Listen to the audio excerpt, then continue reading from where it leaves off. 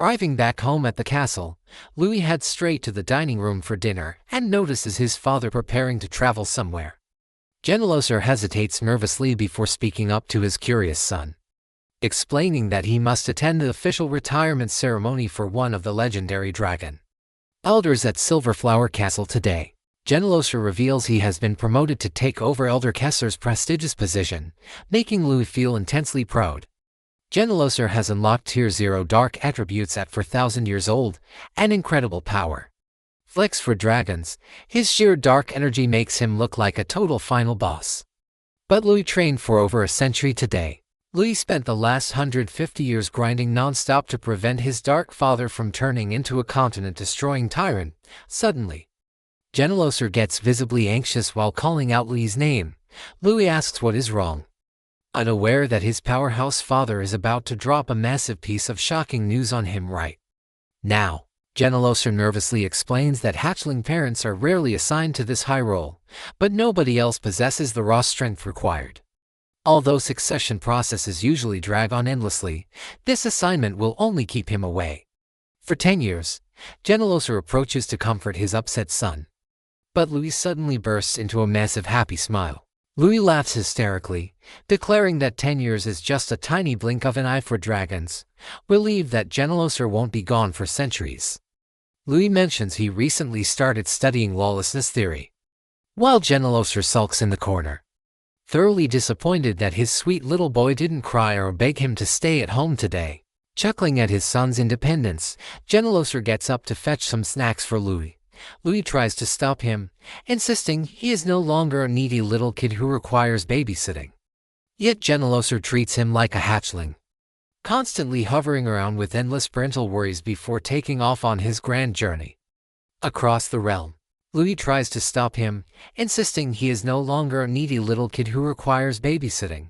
Yet Genelosser treats him like a hatchling, transforming into his giant dragon form outside the gates. Genelosser bombards him with endless warnings, reminding him never to skip meals and pointing out emergency kits in his closet drawer. Annoyed by an hour of non-stop nagging, Louis angrily tells his overprotective dad to finally leave, handing over a small leather pouch containing rare communication stones. Genelosser explains these magical tools allow long-distance chats. Louis assumes they can talk easily, but Genelosser goes silent, realizing the magic distance limit is actually way too short. Shrugging off the mistake, Louis pockets the communication stone, telling his dad that no news is good news. Genelosser allows Louis to read his private collection of spellbooks inside his room if he gets bored, but strictly warns him never to venture outside the city limits because dangerous monsters still roam the wild lands today. Louis listens quietly as his father finishes his long list of safety warnings. He watches the massive creature prepare for departure right outside the castle walls, spreading his massive dark wings. Genelosser takes off into the bright blue sky, leaving his independent young son completely behind to begin his long journey across the vast kingdom. Watching his dad fly away, Louis admits Genelosser always cared for him, reflecting on how Genelosser shielded him for over 100 years from deadly threats. Louis grins warmly. Instead of feeling lonely, he screams in absolute excitement, claiming this grand fortress is now his personal kingdom to practice all his magic in peace. Night falls over the quiet estate, and Louis looks forward to uninterrupted training, completely unaware that quiet solitude won't last long tonight. Suddenly, the little fairy Finn runs through the dark halls, screaming for help as two noisy strangers chase her down, frantically begging Louis to save her before she gets caught. Just as the laughing intruders grab the terrified fairy, Louis steps in instantly, pulling Finn to safety behind his back. He glares at the unexpected guests, asking what on earth they are doing in his castle at this hour. The two energetic visitors stare back at Louis with wild excitement gleaming inside their eyes tonight. The two noisy uninvited visitors jump up and down with uncontrollable energy inside the room. It turns out they are chaotic fraternal twin dragons, Kenny and Khan, who barged in unannounced. They loudly claim that Genelosser invited them over to keep Louis company, instantly driving the annoyed young dragon completely insane inside his home. Louis irritably commands the loud twins to speak one at a time. The energetic twins explain they knew Genelosser would be gone for 10 whole years, assuming Louis must be lonely, though born 10,000 years apart. Yahello previously introduced these chubby silver-haired troublemakers from the neighboring peak. To cheer up his vertically challenged son, the twin dragons chatter endlessly without stopping for even a single second, filling the entire room with overwhelming noise. Lu rubs his temples in deep frustration, completely devastated that his peaceful training environment is totally ruined. Realizing he will get zero peace and quiet with them around, Louis calmly orders the annoying twins to get lost. The twins complain that he is being a meanie when they just brought awesome toys to enjoy. Khan proudly unsheathes a sharp metal sword, boasting that he brought weapons so they could play together. Louis stares at the weapon in complete disbelief, suddenly noticing something extraordinarily unusual about the sword Khan is holding right now. Louis instantly snatches the heavy weapon directly from Khan's hands, staring intently at the metal blade. The clueless twin dragons have no idea where this mysterious artifact came from, having simply brought it along as a fun toy. Examining the pommel up close, Louis senses an unusual, shimmering magical energy pulsing from deep within. Khan admits he snuck into his father's private vault to swipe the shiny sword. Canny excitement screams that they raided Uncle Carlos's entire weapons storage room, suspecting grand theft. Louis asks if they got official permission. The guilty twins start whistling loudly while looking away to dodge his awkward question entirely. Examining the pommel closer, Lou realizes Khan's stolen sword contains a high-grade spatial attribute stone packed with immense mana. Observing the shimmering pattern on the hilt, he figures it functions as a complex magic circle. He asks Finn why it glows non-stop, eager to decipher the ancient spellwork behind this strange artifact today. Finn inspects the artifact, guessing the broken array is losing its original containment function. She notes this complex subspace magic sword must connect to a massive storage dimension. Smirking at the thought of stealing dragon loot, Louis sits down on the carpet and begins carefully fixing the intricate magical sword array himself. After hours of painstaking repairs, the impatient twins complain about being bored. Louis suddenly announces he successfully fixed the magical sword array. The excited kids cheer, demanding an instant test run. Louis tells them to wait as he begins pushing his elemental mana deep into the glowing pommel stone right now, pumping his elemental power inside. Louis gets startled as the magic reacts much stronger than expected. Determined to uncover the hidden treasure, he channels even more energy. Suddenly, a wild burst of violent purple mana erupts from the blade, swirling rapidly into a fierce vortex of howling wind around the room. Struggling to control the overwhelming surge, Louis realizes this isn't an ordinary subspace storage spell. The magical intensity skyrockets beyond his control as a mysterious glowing silhouette wraps around all four kids. The magical portal violently explodes open, engulfing everyone in blinding light as they suddenly vanish into thin air. Spinning wildly inside the blinding magic circle, the terrified kids keep their eyes shut in complete panic. Opening his eyes, Louis is horrified to find themselves free falling through midair above unfamiliar terrain. They scream hysterically, slamming hard onto the frozen ground below with a painful thud, thankfully suffering no serious injuries today. Groaning in pain, Louis stands up and realizes they landed inside a freezing, dark subterranean cave. He checks the mystery weapon still in his grip. A sharp cracking sound echoes as the spatial attribute stone on the hilt shatters into pieces, leaving Khan weeping hysterically over his broken toy inside the shadowy cavern. Louis tries comforting Khan, explaining that only the attribute stone cracked while the main blade remains intact. Khan continues sobbing loudly, accusing Louis of destroying his precious treasure. Ignoring the crying toddler, Louis asks Canny who originally owned this weird artifact, hoping to figure out what spell triggered their wild teleportation. Canny reveals the ancient sword belonged to her dragon great-grandmother, though she knows little else. As Louis ponders how the magic works, Finn shouts from the shadowy cavern depths, discovering another mysterious sword identical to Louis'. Surprised by the twin weapons, Lou rushes over to inspect the strange discovery up close. Inspecting the twin blades, Finn realizes these weapons aren't subspace treasure vaults, but paired interdimensional gates connecting to distant locations. Louis groans in utter disappointment, realizing his greedy obsession with dragon treasure blinded his judgment. Scolding himself for being careless, he vows to stay far more cautious from now on. Dropping the broken sword, Louis heads toward the cavern exit to scout their location.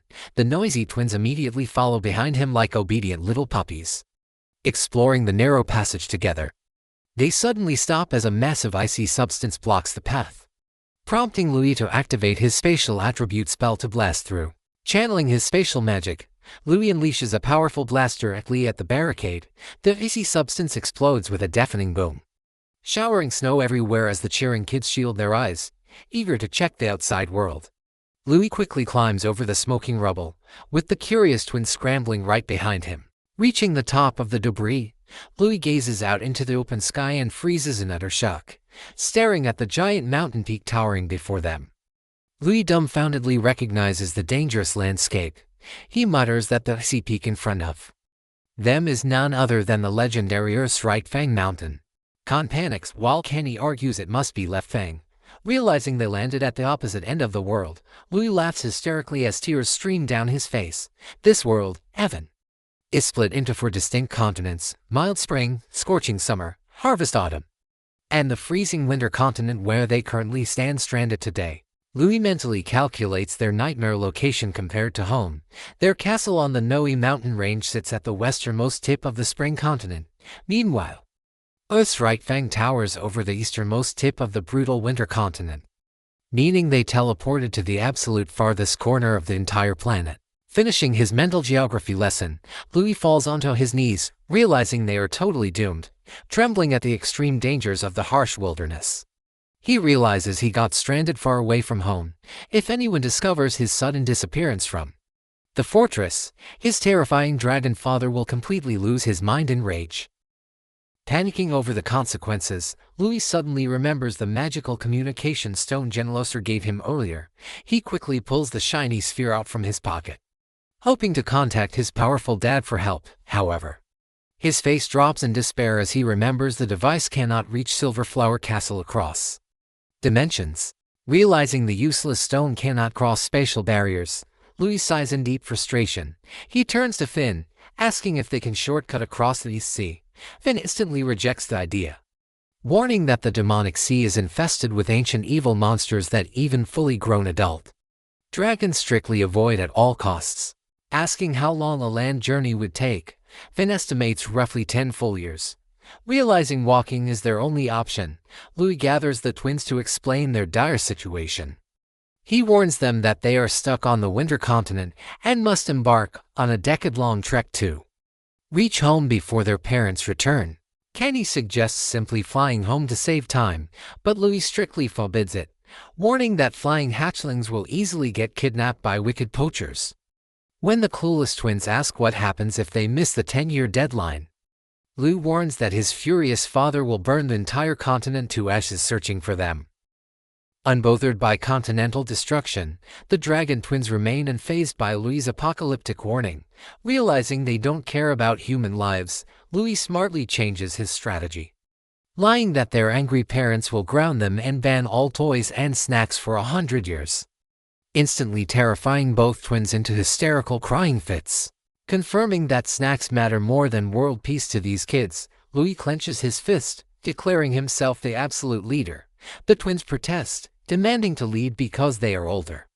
Louis angrily screams back that he is much taller and smarter than both of them, forcing the troublemakers to yield to his command. Finn shakes her head in disbelief, knowing they have a grueling 10-year journey ahead. Establishing their team dynamic, Louis appoints himself as supreme leader, Finn as official support, and labels the twins as pure deadweight burdens, with gear packed. Louis gives the order to move out as the twins cheerily respond, "Yes, Captain." With the squad structure finalized, the team prepares to step out into the freezing wilderness. Suddenly, dark storm clouds roll in as thunder rumbles loudly across the sky. Pulling out his lightning stone, Louis prepares to absorb the strike, while the hyperactive twins excitedly cling to his legs, begging to get struck together. Louis shoves the clingy twins away, warning that taking a direct lightning hit is far too dangerous for toddlers. Refusing to let go, the stubborn kids hug his waist tightly, giving up. Louis warns them not to loosen their grip as the crackling electric energy builds up inside the dark storm clouds right above them. Extending his hand upward, Louis expects his stone to absorb the bolt, but the massive lightning strike misses completely. Shocked by the rare miss, he hears a deafening rumble behind them. Louis spins around in sheer horror, witnessing a massive snow avalanche roaring straight down the mountain peak directly toward their path. While the clueless twins cheer at the pretty falling snow, Louis panics at the impending icy doom, grabbing both twins by their collars.